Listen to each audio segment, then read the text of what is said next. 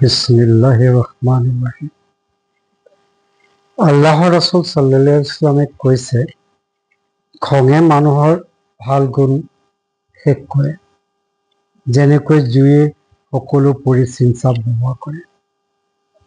এদিন আল্লাহৰ ৰাসূল সাল্লাল্লাহু আলাইহি ওয়াসাল্লাম আৰু আবু বকৰ সিদ্দিক ৰাদিয়াল্লাহু আনহু বহি আছিল। এনেতে এজন লোক আহি মিছা অপবাদেৰে আবু বকৰ সিদ্দিক ৰাদিয়াল্লাহু আনহুক গালাগালেজ কৰিব ধৰিলে। মিছা অপবাদেৰে প্ৰথমে আবু বকৰ সিদ্দিক ৰাদিয়াল্লাহু আনহুৱে হাঁহিয়ে উত্তৰ দিছিল। মাজে মাজে ৰাসূল সাল্লাল্লাহু আলাইহি ওয়াসাল্লামে মিছিকে হাঁহিছিল। ক্ৰমান্বয়ে মানুহজনে বেছি বেছি মিছা অপবাদ দিব ধৰিলে। আবু বকৰ সিদ্দিক ৰাদিয়াল্লাহু আনহুৰ খং উঠিল, খঙেৰে প্ৰতিবাদ কৰিলে।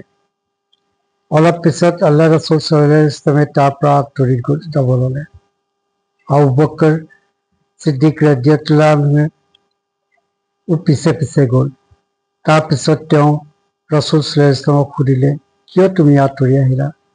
প্ৰথমে মোৰ কথা শুনি মিছিকি হাঁহি মাৰিছিলা।